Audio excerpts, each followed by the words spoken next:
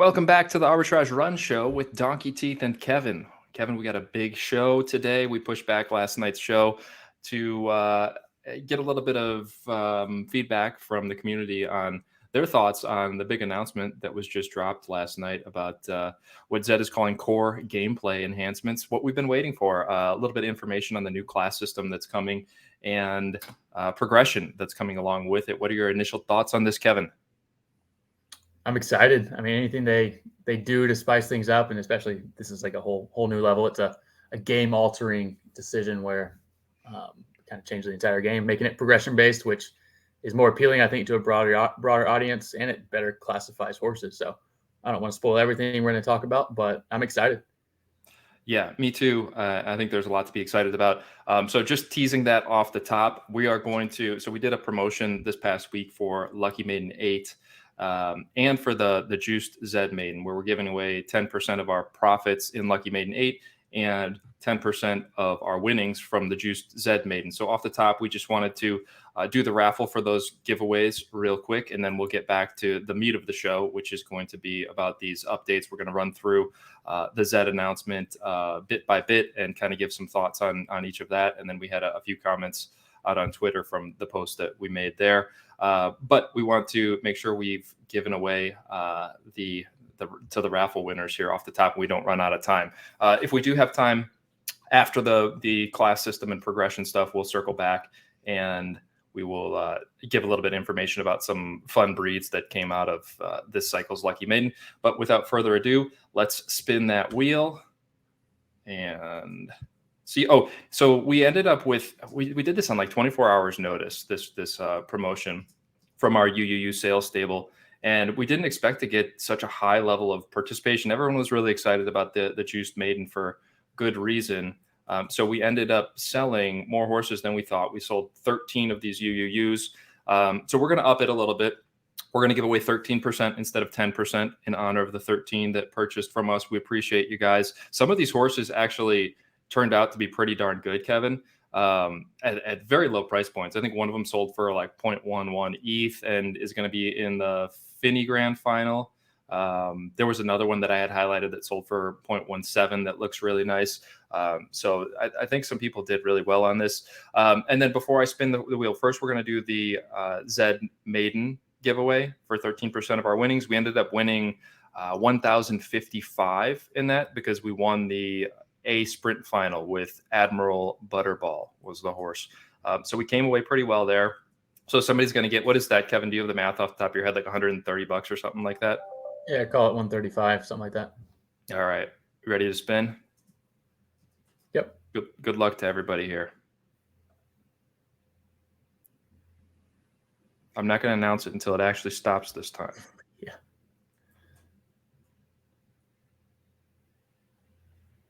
It's more than a hustle. Reggie, we appreciate you, man. He's been a good customer. So Reggie, you will be getting the Juiced Zed 13%. It's going to be like 130. We'll just zip that over your wallet. We've got it. So we will remove more than a hustle, and we're going to spin it again. So there's 12 of you left out there, and this is going to be for 13% of our profits from the Lucky Maiden 8. I think our entry fees were somewhere around like 0.85 Ethereum. And we should always say Ethereum price right now is like $1,540 last I checked, if you're watching this in the future. So yeah, we spent a little bit less than last Lucky Maiden on this because it was on short notice. And we've got a lot of bullets going tonight. We're recording this on Friday. So the Lucky Maiden Grand Finals will run tonight in the US. I think it starts around 7 p.m. Eastern time tonight on November 4th. Is that right, Kevin? Sound about right? Yeah, I think it's 8 o'clock. 8. Okay. All right. So whoever gets this will be getting 13% of our profits.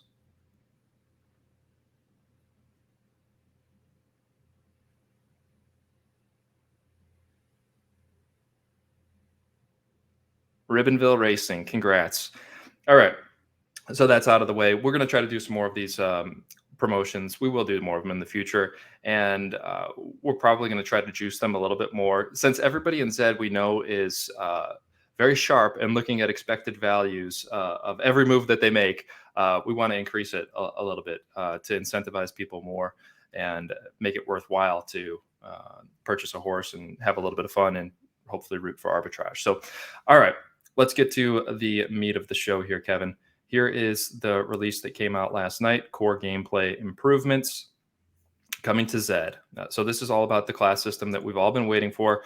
I mean, I guess my favorite thing about this off the top, Kevin, is just that we're getting some information, because I mean, the levels of FUD in social media recently on Zed have been near all-time highs. And I mean, there is like a direct correlation between lack of communication and transparency from the Zed team and people getting upset and wanting to quit Zed. I mean, of course, there's the other issues too, but I think most of the community is able to look past a lot of the warts in Zed when they get some information about things that actually are happening and being developed. Now, we had a pretty good idea that this stuff was actually being developed.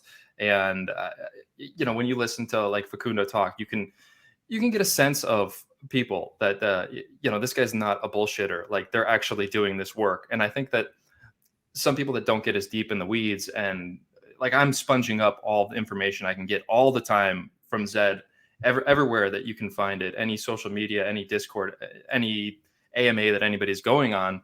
So I've got my finger on the pulse of kind of what's going on and knowing that these things are being developed. But if somebody's not that deep into it, it can look like nothing's happening, right? And everything is stagnant. And this is just, you know, the same thing over and over and over again in Zed, that we're not going anywhere, right? And I think that that's what caused a lot of the frustration in the recent weeks. Do you agree, Kevin? Yeah, it's just there's this stagnation and feeling like they promised this thing. We've been let down in the past, right, where they promise and miss deadline after deadline. So the fact that Facundo said late 2022 didn't necessarily mean to us that it was going to happen in 2022. We hadn't gotten an update in a while, and it's just a clearly broken game in its current state. Zed's doing a good job throwing money kind of into prize pools, but that's not long-term sustainable. So I think it's just a lot of frustration around the past, like things that Facundo wasn't even really involved in. He just inherited. And but yeah, this is good news, giving this level of information. Still a handful of stuff we need to. I'll be curious to see what they come up with, but really good blog.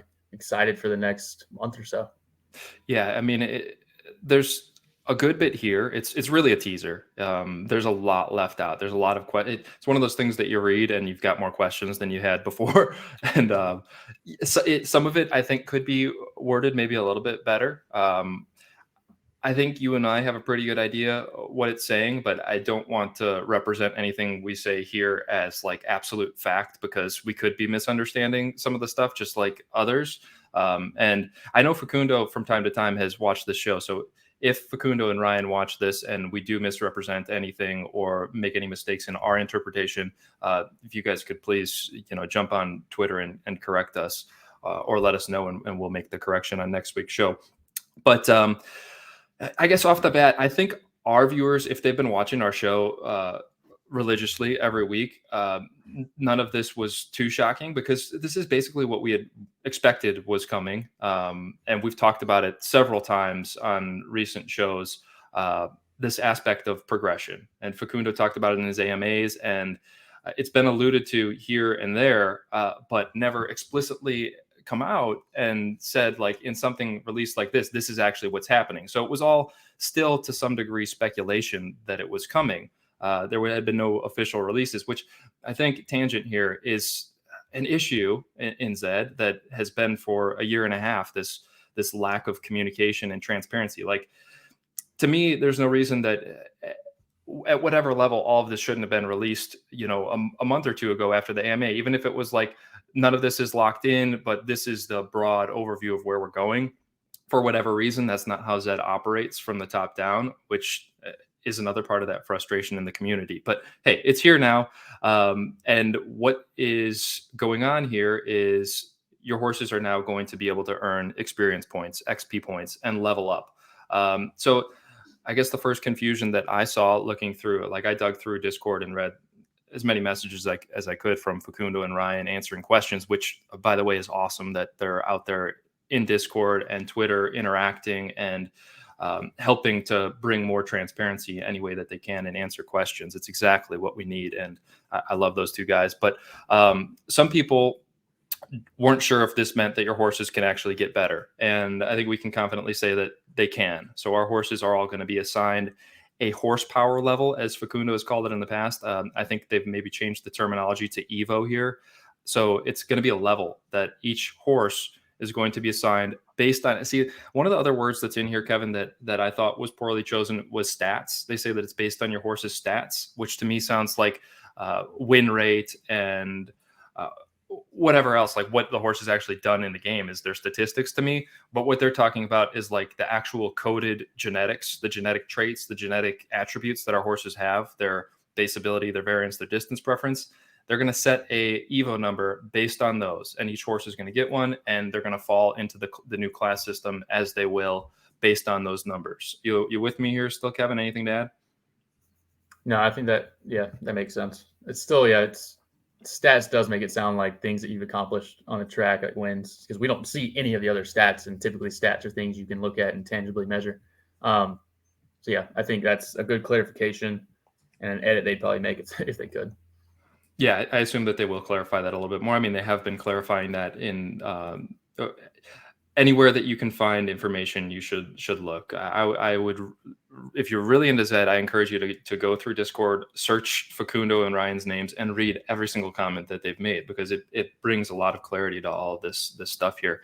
And a lot of people had good questions out there too. It's things that I hadn't thought of, and we'll try to hit on a few of those. But so what does this mean? I guess for the best part of this to me is that all terrible horses that have no place to run now have hope, right? There's not necessarily, I mean, there's still going to be glue horses, but you can make them better now, right? And that's something that we never had. Right. It really rewards the grinders. I mean, you'll have to start at a lower level if your horse just isn't naturally good. But yeah, if you put in the time, put in the free race grinding, or even put some money in and do paid racing, you'll be rewarded. And then you can kind of decide, okay, this horse is just too much work, and I'm just going to cap it at whatever they call it, Evo 1 or level 100, and just be the best in that kind of pennies class, or whatever they decide the bottom class is worth. Or you can want to keep grinding it. So it really creates this, like, I don't know, you get like this weird relationship with the digital horse that I think we all have, but now it's even more, because you're watching it like grow, and your efforts actually reap something in terms of growth with that horse. So I think it goes a long way in making the game even more addictive than it already is, because you have that progression and hopefully reward for progression that we just don't have right now. Yeah, and I think I told you this a few weeks ago when we were talking about horses that we may want to buy or sell, and I think that in the past, yield of a horse has been based on finding the optimal place to run them, right? And well, and breeding too, right? But I think it's going to be directly tied to progression now. And I think as you progress, your horse's value is going to go up. One of the big questions, and possibly the biggest question when you're reading this, is why would I move up? Because it's optional now. You're going to start, let's say you start in class 6 or something like that, and you've got or class 5, you got a level 150 or something like that, and you get up to level 200, earning these XP points. Why are you going to now level up from class 5 to class 4? And it's very vague in here. There's going to be incentives. So I think that's one of the things that people will read and be like, yeah, sure. I mean, tell me what those are. And that's fair. But I trust Facundo and his team. They have delivered, and they've done what they've said they're going to do. And there's going to be one of the things that they've said off of the bat as an incentive is there's going to be class-based tournaments, and the higher class you're in, the better prize pools there's going to be. So I guess that's an easy one, and there's going to be a lot more stuff like that. Is kind of what we're reading here, but there's a lot of unknown still too, right? Yeah, exactly. There's a lot of levers they can pull to incentivize you moving up. They're currently pretty good about giving back in the form of prize pools. So you could easily incentivize just 1,000 to class 6, and then 2, 3, 4, 5s, where you just monetarily incentivize to go up. You can do exclusive tournaments to that. You can have, like, every time you get a level up, you get some kind of reward. I know we're not doing breeding catalysts anymore, but something along those lines, right? You get some kind of new currency that they're creating. They have the ZED token as well. So I'm confident they realize that's a key to this system. I'm really curious to see what levers they use to incentivize it. Right. So just kind of reading all the breadcrumbs that have been left, I think once you reach that cap in your class, well, first of all, you're no longer going to earn any more XP points if you've maxed out your level. And those XP points are going to be valuable. I think you become stagnant in the game. So yeah, you may be earning a little bit, but you're racing. The idea of this new system is that you're racing horses close to equal ability. I don't know how that works out in practice. That's part of the game, right? Is figuring that out. And that's something that they really need to dial in well, along with these incentives. But if you reach that cap and your horse is, it's making a little bit, but you're no longer going anywhere. You're no longer progressing. I think the fun may be taken out of the game, and you're going to want something more. And if horses increase in value with progression, at say a class 2 horse is worth a lot more than a class 4 horse, you're going to be incentivized to move up and continue to try to progress to increase the value of your horse.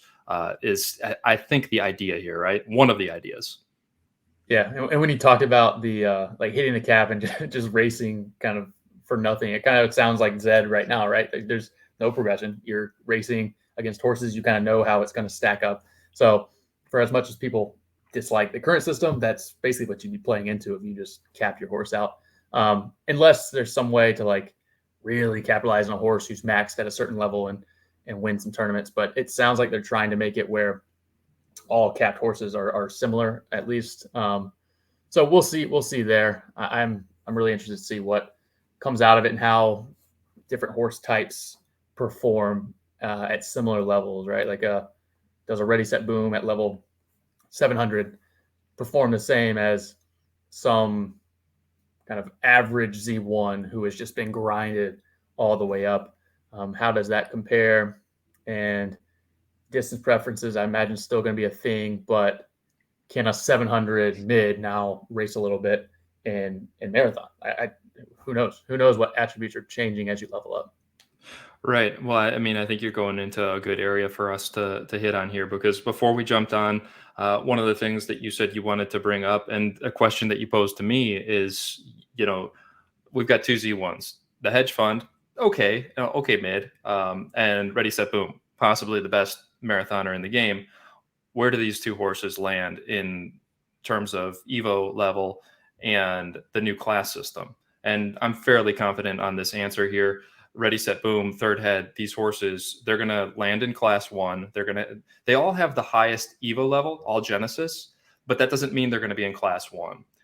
So they're going to be assigned their level based on base ability, distance preference, and variance.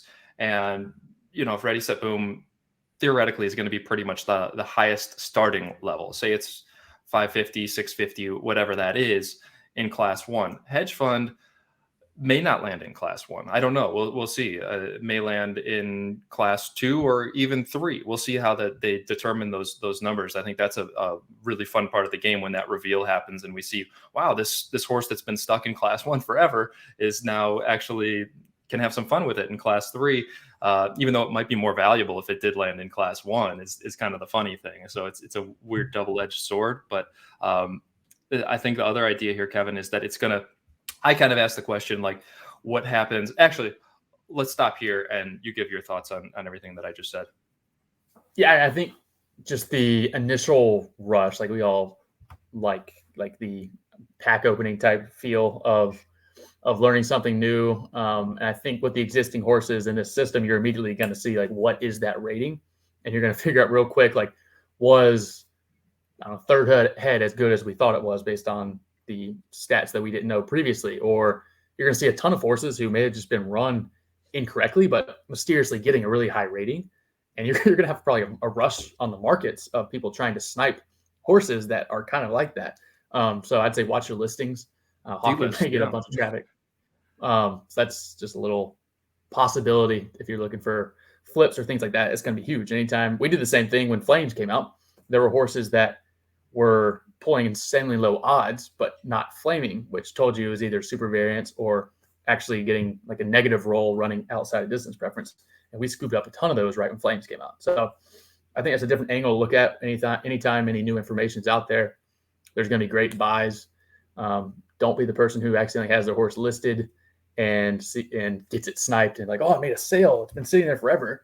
So I'd say be careful whenever they announce when this is going to come out, but be on the prowl as well on the buy side. So that's kind of what came to mind for me. I'm always thinking about ways to beat the markets and things like that. Hence our name. So that's initially what came to mind. And then on top of that, just how is the initial level created? Is it weighted super heavily on base ability?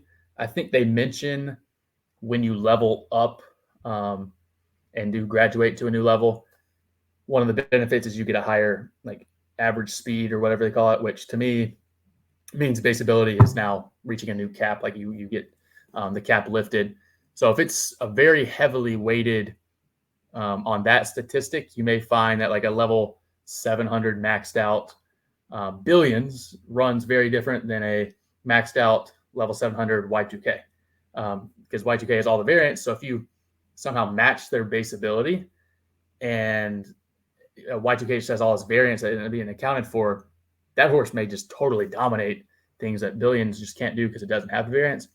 Maybe the metric is properly weighted between all that. I'll be super curious to see just how that's calculated and try to reverse engineer the power rating or whatever they're calling it.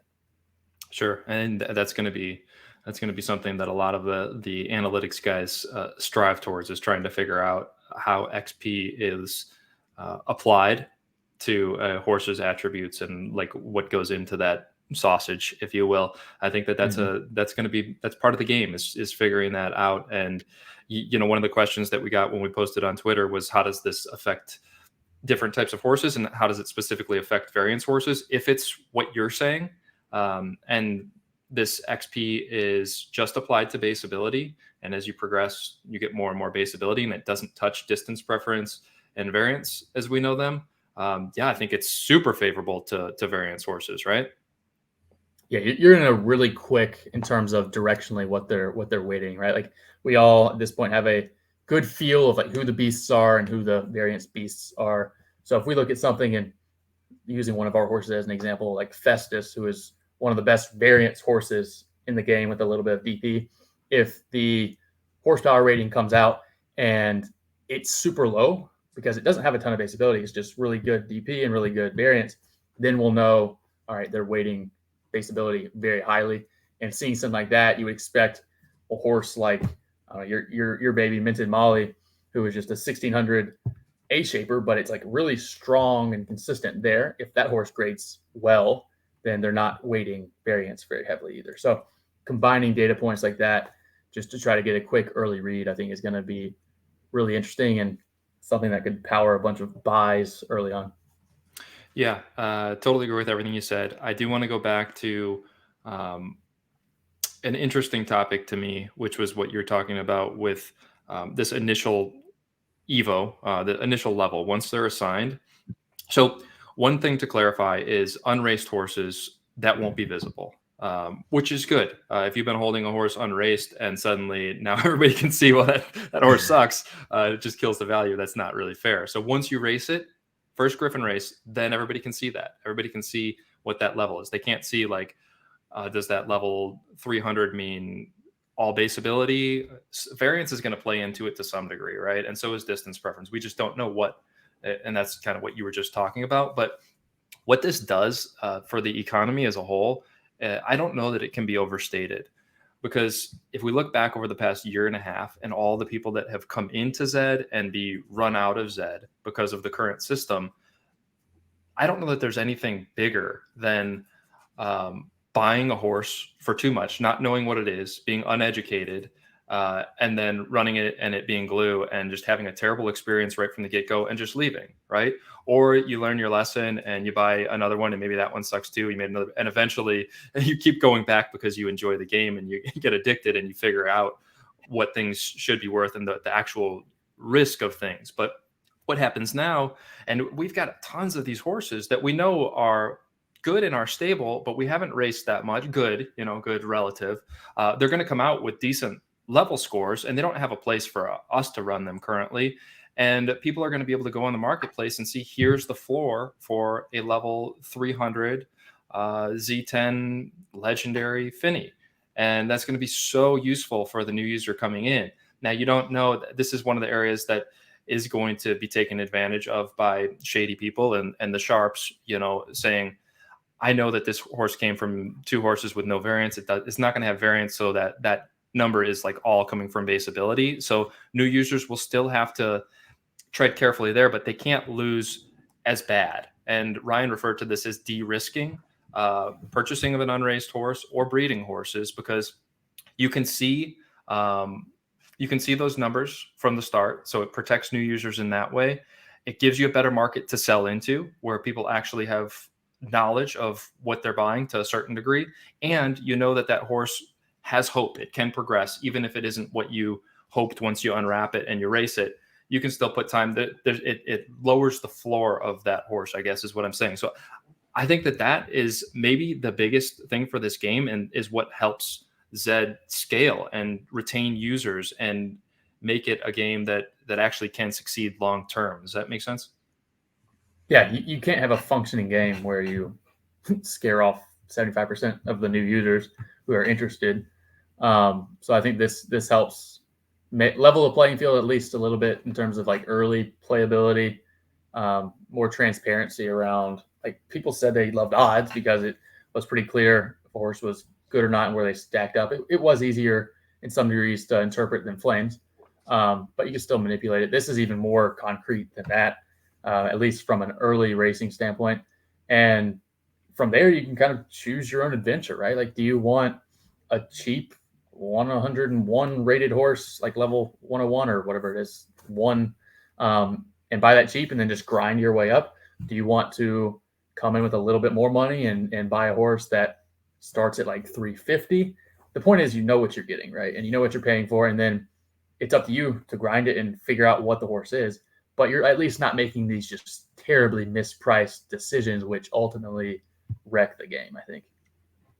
Yeah, exactly.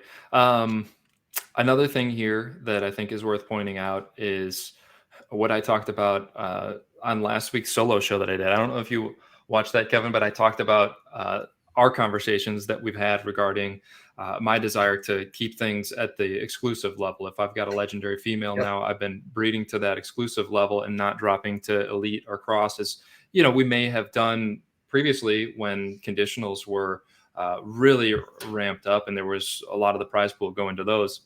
And we see that here in this announcement. I don't know if people have read that deep into it, but horses are going to be able to progress quicker based on their bloodline. So Nakamoto's will be able to progress the fastest and earn more XP, is kind of the way that I understand that, but also the breed type. And these Evo numbers are coming based on breed type. So Evo 6 is Genesis, and then Evo 5, my understanding anyway, is legendary, and Evo 4 is exclusive. I'm not sure exactly how this works in practice, and it's not clear here. But my guess is that there's a way to increase your Evo, and I think lower breeds will be capped. I mean, it says they're going to be capped. We don't know exactly how, right? So I think, again, as I said, I think that exclusive aspect of breed type, where you have this loophole where you can breed an exclusive female with a Genesis and keep that exclusive level, is going to be a big part to this Evo system and increase the value of exclusive relative to everything below exclusive. And I would guess that ends up being a big part of this game. So again, speculation, but I wanted to hit back on that because you and I have talked about it a lot. And I know you still think that owning the best cross is going to be super valuable here as well. But any thoughts on any of that? Yeah, I was just thinking when you were saying that, we've still bought like 2 of the best crosses in the last week. So appreciate you being flexible and letting me get new toys on that. But yeah, I think there's points to it. I still have a hard time believing there's not, like, the best is the best. And if the whole goal is to race against peers, you're going to have crosses capped at whatever 300. but you're either going to have an easier time getting to 300 and then dominating for a little bit as all the other horses kind of graduate out, or maybe there is a benefit to having like a natural 250 racing at 300 than a level 1 racing at 300. Who knows? So there's still a chance there. And for us, we're so heavily weighted on that Genesis legendary pocket that it made sense to kind of hedge some of these other directions it can go. Like, you never know with Zed, as we've learned over the last year and a half. It's better to just have your bases covered. And if we end up making a slightly bad buy on a couple crosses who are going to dominate Evo 3 or whatever they call it, then so be it. That means we're going to be doing very, very well on the legendary and Genesis side of our portfolio. So there's a risk management play, and it's just fun to breed those types of horses sometimes, right? There's going to be a benefit to having a horse that can pop out level 200 or 250 crosses instead of popping out level 1 crosses. For us, so we don't have the most time just because of our horses, the amount to just farm them all the way up. So that will help us on that aspect and get them competitive faster. Yeah. I mean, it's going to be really interesting. This is the game now, figuring these types of things out. And I mean, what's been said is that domination isn't in the cards anymore. So that's a big part of why I've been personally mentally devaluing these crosses and pacers and even elites, because if they're capped and domination isn't in the cards, what does it mean having the best cross? It doesn't necessarily. I don't know. We'll see. If there, I guess, if there's cross only tournaments, I hope they do something like seasons related where you get rewarded for that natural ability, right? Like maybe it's every 3 months and you do a mass reset back to your base, and at least that way you get rewarded for having just a more naturally good, and it also rewards the grind. But like with every season, you realize you're doing it for a certain period of time. As long as it's laid out up front, people are typically rational with that, and then you just reset back to where it was. That would reward these naturally good horses and save you time on the grind. So I think that could be a way to do it. They've mentioned it in the past. There's still so many questions around the economy and incentivization that who knows, but I think that's one option they could do. No, I mean, great point. And I think Facundo, in one of the threads that I was chatting with him on Twitter, mentioned this too. I mean, once you have a framework like this that is easy to understand, easy to learn, like you bring somebody in 5 minutes, they can get the concept of the game and the point of the game. Once you have that, you can do all kinds of other things from there. And I should say, let's be patient as a community, because it's just not going to be perfect at first, just like anything. I mean, we're dealing with a whole new game, a whole new world here.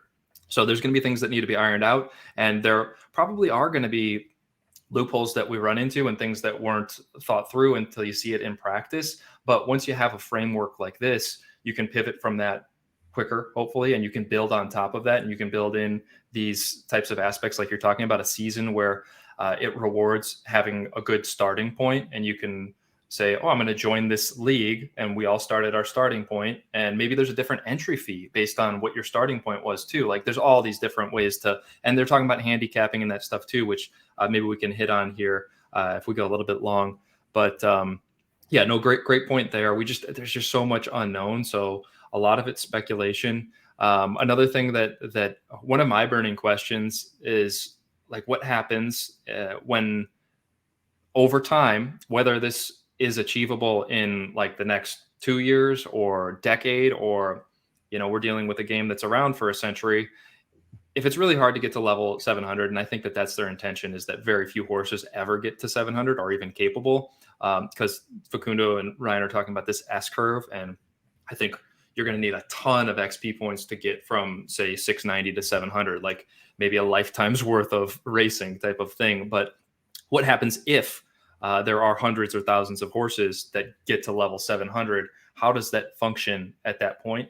And I know as professional game designers, they've thought through this, and Facundo has said, like, we can't reveal everything at first. This is kind of laying the foundation, and we'll get bits and pieces in the right way, so that, I mean, we're all making financial decisions on this information that's released. So it has to be provided. It can't just say, like in a Twitter thread to 6 people, this is how it's going to work, and then have them make financial decisions on that kind of stuff too, right? Mm-hmm. Yeah, and that's where, like, yeah, seasons would work for that, where you just, if it is more of a 3-month or a 6-month play to get there, then you can just like reset at a certain point. Lifespan of horses could also play in there, where you just, yeah, you really want to just prevent that bubbling to the top where everything is worthless essentially. If they do it correctly, the progression, and I like how they have, like they pointed out, it's typically worth more on XP to race paid and like win paid than just farm freeze. So that's another way you can kind of choose your adventure. If you want to expedite things a bit, you potentially give up a little bit of income on paid racing, or maybe you win paid racing and you just kind of double up.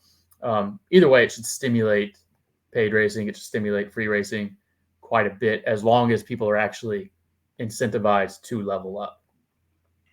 Right. Agreed. I mean, that's going to be the key piece, and one of their challenges in building. I mean, incentives are the whole game, and they have been from the start. And it's been misaligned incentives that have got us into kind of the mess we've been in. Right. There's just, yeah, there's so many. It doesn't have to be like Ethereum either. Like this whole game right now is based on farming Ethereum, and that's why in its current form it was doomed to fail. There's a whole slew of other currencies they could do, whether it be like boosted breeding odds, or just do skins. Like you get the level, like here's a level 2 skin, here's a level 3 skin, things like that. People value, and like that is rewarding to certain types of people. And there's still going to be people who only want to grind Ethereum, but economies need like multiple incentives and multiple currencies and drivers to function. If an economy has everybody working to do the exact same thing, it never succeeds. So having incentives, I think they kept it broad intentionally. Maybe they're still trying to iron some things out, but I hope there's a variety of rewards outside of just Ethereum and Zed token. Yeah, and games within the game is the other thing that you're referring to here, where we may be playing one game, and there's hundreds of other ways to play the game and earn and have fun, and not everybody's doing the same thing. That's kind of the variety that's needed. I guess how this affects horses' values, certain horses' values, different types of horses' values. That's going to be something to discover for sure. That's going to be part of the game, but we can still speculate on that. And I think breeding is an interesting place to speculate on, and something that should be clarified. They've been very clear in discussions. Horses breeding is going to be based on their starting point. So if we level up, a crappy Genesis Buterin all the way up near the top, it's going to breed based on where it started. So the breeding is not going to be affected by this progression, which I think is a good decision from my point of view. As somebody owning top horses, it protects the value of a third head and ready, set, boom, so that, some glue Z1 you can't race it all the way to the top and suddenly it has equal value. So I think that was a good choice. I could see the argument for going the other way too. But personally, I like that decision. Yeah, I think if they had done something like that, then the question just becomes like, what is the point in owning like the best like raw horses? And if that were the case, then everybody should be running to get the floor of every single like Z number Genesis. So I know that's not their intention there. So I think maybe that, like you said, is what they decided to do to help preserve some of that value. We've talked about already some other things they could do to help the naturally good horses, but you do want to reward grinding as well. But keeping breeding out of that, I think is a good decision. I'll be curious like how breeding talent also fits in there. Like, do you have? It's going to be very clear to tell which horses have breeding talent now, right? Like you're going to have 450s breeding with 450s, popping out 450s, and maybe you have 450 now popping out like 200s, and then maybe you can get up to like a 500. It's just going to be very measurable in terms of what is a good breed and who can exceed its horsepower with its offspring or come close more often than others. Yeah, I agree. I think that's a good level of transparency to add to protect the new user too. Let's jump in on a few questions before we wrap up from Twitter. I mean, we didn't get a whole lot of responses out here. I think everybody was all over the place talking about this and maybe missed our thread. But Dal Ray wanted to know our thoughts on the winners and losers from this. We've kind of already hit on it, but to me, everybody's a winner. It's a rising tide raises all ships kind of thing. So yes, there's going to be some horses. Everybody can't win when you look at the individual horse level, right? There's going to be some that benefit. Maybe it is variance horses, Genesis for sure, in my opinion. But it's so good for the game. It's so good for the economy if this is successfully executed that everybody ultimately ends up winning because the game doesn't die, right? Right. It actually turns it into a game rather than Right. an ETH farm. But yeah, I think adding the grind aspect of it will inherently help the below average horses because they're virtually useless right now, right? You're waiting for like such a niche like segment race to make them worth racing at all. So having this grind ability, at least you can take it to the top of your class and have some fun there, breaking even or having a chance to win some tournaments. So I think if I had to pick one winner, it's going to be those below average horses. Maybe not the floor ones, because if they design a system where it really takes a ton of grinding, you probably don't want the exact floor. But the average horse right now doesn't do much for you in ZED. With this new system, I think it'll at least give you a good starting point. And if you want to put in the work and you know the horse, then you can make it a valuable horse. Agreed. Let's see. Chakra Bra is very excited, which we appreciate. Thanks for the comments. You can try to get make sure there's no other questions. I thought this one was funny. True or false? The new class system will make Ted Racing look like a visionary genius ahead of his time. I'm going to say false. I think that as much as I appreciate Ted and his enthusiasm for the game and the way he's come in and made a splash, he's made some good purchases that are going to look very smart, but there was a lot of them that he could have negotiated down or found an alternative at a much better price, right? Yeah, I think he's gotten a little sharper. You can see he's figuring out the game a little bit. We're seeing him pop up on the leaderboards on Zed Racer and things like that for profitability. So he's learning. That's the whole key. And he's definitely accumulated a lot of really high ability, legendary horses. So he's gonna bode well in this update. But yeah, the price of acquisition remains to be seen if he's gonna get his money back on that. Depends on the economics of this. Yeah, he didn't seem to care. Nope. He's having fun. That looks like it for sure. He's always out there. I see him all over the place. Yeah. Yeah, I mean, I hope you're watching, Ted. We love you. Cool, more Mike. He'd like to hear our thoughts on the mention of handicapping. I think that this is a good thing to maybe the last topic that we talk about here. What are your thoughts on handicapping? I guess the way that I read it before I kick it to you is that it's not going to be in there at first, but once you, and maybe this is what happens once you cap out, and if you don't want to progress up to the next level, you can actually race up or down, and it's just going to affect your horse's abilities based on the choice that you make. Is that kind of what you're thinking? Yeah, I kind of read it as a place to make sure races are relatively equal. So you can't be farming lower classes, things like that. If you do that, you're going to be penalized to where basically you just run as if you were in that level and that level cap. So I don't know. I think that was one of the more vague things they mentioned, but I took it as they were trying to make fields as level as possible in certain extreme instances. Yeah. Well, one more here, Kevin. XP seems like an inflationary device. This is from Scott Simpson. The more the horse races, the faster it gets to ceiling.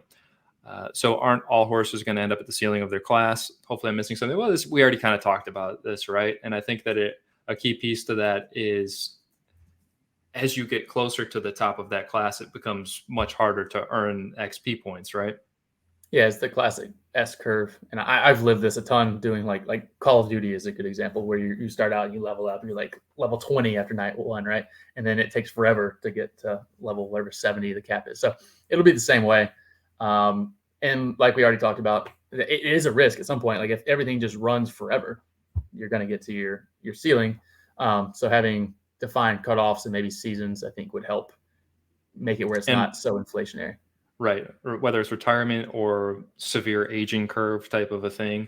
I feel like the team knows that this is something that maybe, you got to get the basics down, right? We have to have a game that works and can scale, and then look at those types of things to make sure it is sustainable once you get Right. there. And And I like think that's one going to thing I be like about this team too, like they don't always make the like perfect decision, but they do listen and react to what we are saying. So that gives me way more confidence than previous teams that they're going to implement this. And as long as the framework is mostly correct, they're gonna refine it and make it the best it can be based on our feedback, based on what they see happening with the data as well. So I'm optimistic they can be more nimble and react better than maybe previous administrations. Yeah, and that's one of the reasons that we are comfortable with the investment that we've personally made in Zed, and we have the patience that we do, is because we see that in them, and maybe you don't see it if you're not as addicted as us and as deep in the weeds, but it's clear as day. And just to give an example of that, there was a discussion in general Discord last night, and honestly, general Discord was great last night. There was it was not as toxic as I remember, and there was a lot of good discussion and conversation and sharing of ideas and stuff. And one of the things that came up was, how do we know if a horse is a good breeder if it's leveled up, like, and it's breeding based on that initial starting point? And so, Ryan's like, well, I'm sure that there's going to be third-party tools that are good at providing that information. I was like, well, why wouldn't Zed just show us that starting Yeah. point for every horse, right? That should be transparent. There's no reason not to show it. And, Ryan and Facundo were both like, yeah, actually, that probably should be in there. I don't think that it is something Right. that maybe we just need to add, right? And it seems easy enough to add, and that would be perfect, right? Okay, here's the breeding ability, here's the racing ability, right? Yeah, why not at this point? It's a good idea. I think that a lot of times they do. They're like spread so thin right now, doing all these massive updates that they rely heavily on these other tools that I think maybe a little too heavily at times. Something like that would seemingly be pretty easy to just code into the site. Like they have the data. Agreed. Any last thoughts here before we wrap up, Kevin? I think we'll kick out some of the Lucky Maiden 8 recap stuff to next week's shows, because we did have some fun horses that we'd like to highlight.